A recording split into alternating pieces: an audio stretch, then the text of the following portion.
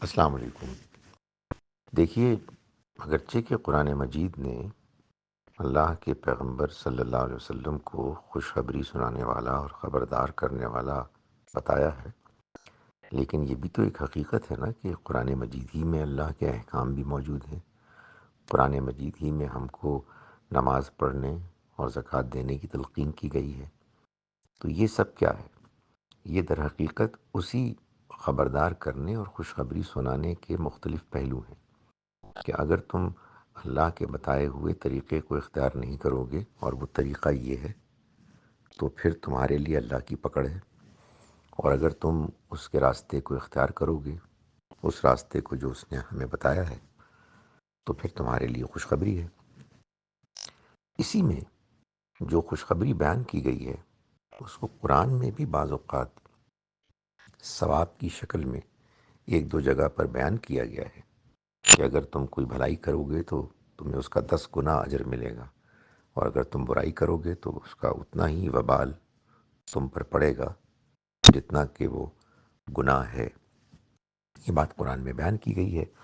احادیث میں اس کی وضاحت کی گئی ہے مختلف اعمال کی صورت میں، لیکن یہ بات صحیح ہے کہ وہ جس طرح سے وضاحت کی گئی ہے اور جس طرح ہم تک اس کو بیان کیا گیا ہے، اس میں بہت کچھ مبالغہ لگتا ہے۔ بہت سی باتیں ایسی ہیں کہ جو معلوم ہوتا ہے کہ اللہ کے پیغمبر کی بتائی گئی نہیں ہیں، اور ہمیں قرآن کی روشنی میں تنقیدی انداز میں اس کو دیکھ کر واضح کرنا چاہیے کہ یہ اور یہ باتیں قرآن کے مطابق نظر آتی ہیں، اور فلاں بات قرآن مجید کے احکام، اس کے بیان، اس کی جو تفصیلات ہیں، اس سے وہ مطابقت نہیں رکھتی۔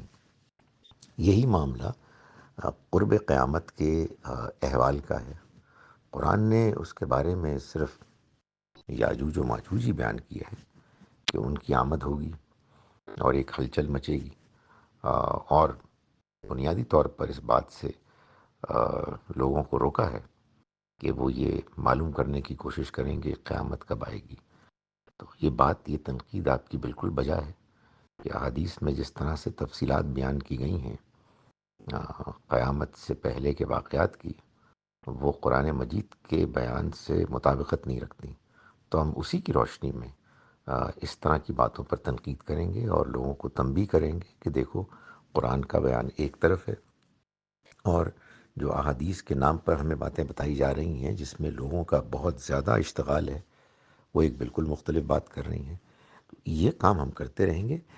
اس کی وجہ سے ہم تمام ذخیرہ احادیث کو نظر انداز نہیں کریں گے۔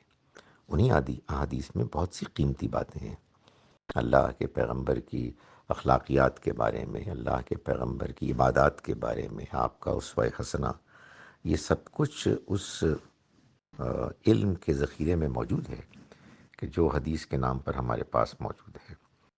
لوگ حدیث کو سمجھنے میں مبالغہ کرتے ہیں، قرآن مجید کو نظر انداز کرتے ہیں۔ اس پر ہم تنقید کرتے رہیں گے۔ قرآن مجید کی روشنی میں ہم یہ واضح کرتے رہیں گے کہ احادیث کی بعض باتیں قابل قبول ہیں اور بعض قابل قبول نہیں ہیں، لیکن یہ نہیں کریں گے کہ چونکہ ہمیں بعض احادیث قرآن کے مطابق نہیں لکھتی، اس وجہ سے ہم تمام ذخیرہ حدیث کو نظر انداز کر دیں گے۔ یہ خود ایک مبالغے پر مبنی رد عمل ہوگا۔